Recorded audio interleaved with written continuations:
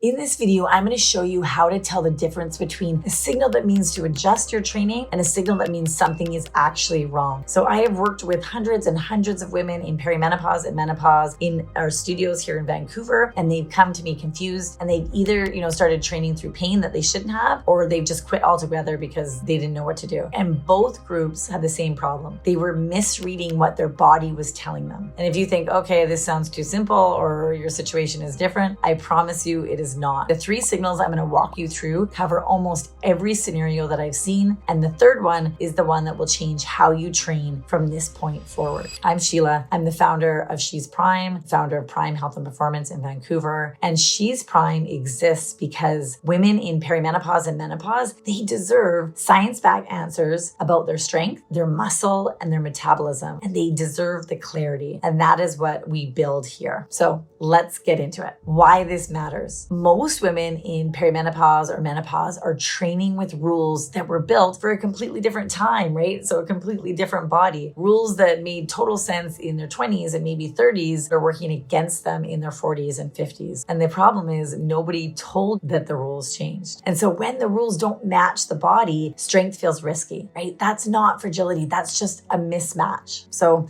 I have this woman, she's 47, project manager, had been strength training for 6 years, right? But her hips started aching after squats. 3 months later, she had a hip flexor strain that kept her out of the gym for 7 weeks. And she felt super frustrated and she felt like her body had almost betrayed her. But what her body had been doing was it's sending her adjustment signals for months, right? She'd been reading every one of them as weakness. So the first thing you need to understand is that pain and fatigue after training are proof that you need to listen to your body. It's not necessarily that strength is dangerous, but they're feedback, and that feedback can be read correctly or incorrectly. So number one, joint pain after training. This is a signal that ends more women's strength training journeys than anything else. And I've seen it time and time again. And not because it's the most serious signal, but because it's the most misinterpreted one. Most women read joint pain as a structural warning, as evidence that their knees or hips or shoulders are not built for this. But in most cases, that's not what it means at all. Joint pain during or after training usually means the load, the angle,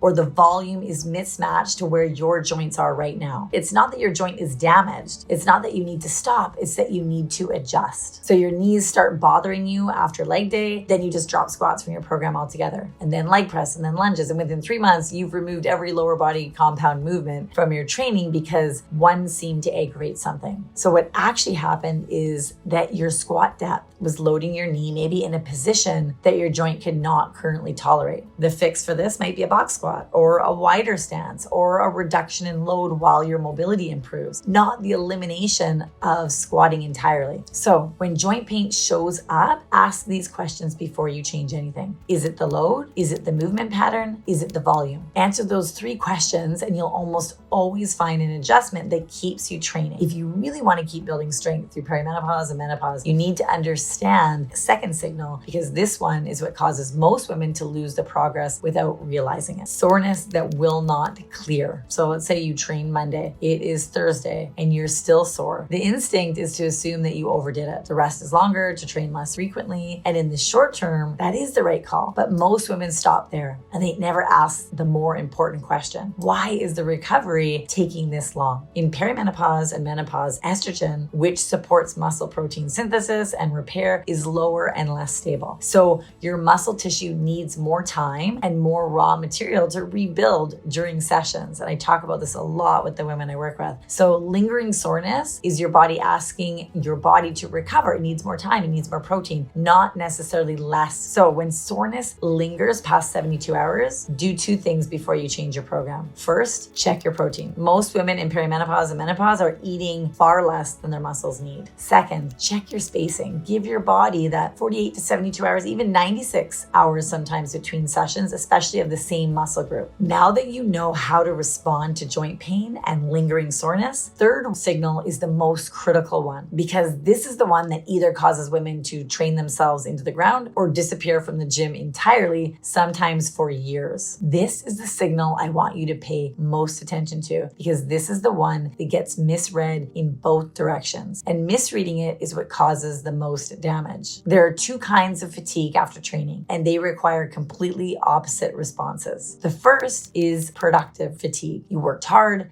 your body is tired, you sleep well, you're hungry, and within 24 to 48 hours, you feel recovered and ready. That kind of fatigue means the training is working. Do not back off. The second is system fatigue. So you feel tired in a way that does not resolve, right? You sleep, but you don't feel rested. System fatigue means your total stress load, training plus life plus sleep disruption plus hormonal pressure has exceeded what your body can currently absorb. And no amount of toughness overrides that, right? So pushing harder makes it worse. When you feel that unresolvable fatigue, ask yourself one question. Is my performance dropping across multiple sessions or just one? One bad session is just noise. Multiple sessions declining is a signal. And if it is a signal, you've got to reduce your volume temporarily. You've got to protect your sleep. You've got to increase your protein. Remember, system fatigue is a load management signal, not a reason to question whether strength training is right for you, because it is right for everyone. So knowing the 3 signals is only useful if you have a way to apply them consistently. And what I see most women do is identify the signal correctly in the moment and then forget it the next time because there's no system. There's just a memory of something they once read or they once listened to in a video. At She's Prime, we use what I call the signal framework. And it's the same process we run every woman through before we write a single line of their program. And it is what we use to adjust her program every time a signal comes up. So before we put a load on a woman's body, we assess 3 things. First, joint behavior. Where is she feeling discomfort? What movements trigger it? And what does that pattern tell us needs to be modified before we load it? Second, recovery patterns. How long is the soreness lasting? How is her energy holding across a full week? And is her sleep supporting her training or working against it? Third, total stress load. Not just her training stress, but everything: work, sleep quality, hormonal pressure, life, because all of it counts against the same recovery budget. And those 3 pieces tell us exactly where your body is right now. The woman with the hip flexor strain I mentioned at the start, she is now training 4 days a week, heavier than before her injury and 0 pain. The difference was not more toughness, it was the right framework. So the next time you feel joint pain, lingering soreness, or that unresolvable fatigue, run through these 3 questions. Is it the load, the movement pattern, or the volume, right? Is it a recovery deficit, meaning more time and more protein? Or is it a system fatigue, meaning reduce volume, protect sleep, and rebuild, right? You answer those questions honestly, and you'll almost never need to just stop training completely. You'll just need to adjust. And adjusting is how you keep building. And I always say, we are athletes, we are all athletes. This is part of the process. Costs you either an injury, in lost muscle, or in lost confidence. So you've watched this whole video, you understand the 3 signals, and you know what to look for. Okay, so that's exactly what the She's Prime scorecard is for. It takes you through the same 3 areas we assess with every client: joint behavior, recovery patterns, and total stress load. And then it tells you where your body actually is right now. And it's free, it's linked below, and it will give you more and more clarity about your training in 10 minutes than most programs are going to give you in 10 weeks. So run the scorecard and then you'll know exactly where to start. And every session where you're guessing costs you either in injury, in lost muscle, or in lost confidence. So you watch this whole video, you understand the 3 signals. Now you need a program built around them. So if you were in Vancouver, the in-studio She's Prime assessment is where we start. We assess your joints, your recovery, your total load, and we build your program from that picture, not from a template, right? Everyone is in different stages, and that's really important to understand. And if you're anywhere else, we have a 16-week She's Prime digital foundation that does the same thing remotely. Every progression is deliberate, every signal is accounted for, and you will never have to guess again. And if you found value in this, subscribe so you do not miss what is coming next. I will see you on the next one.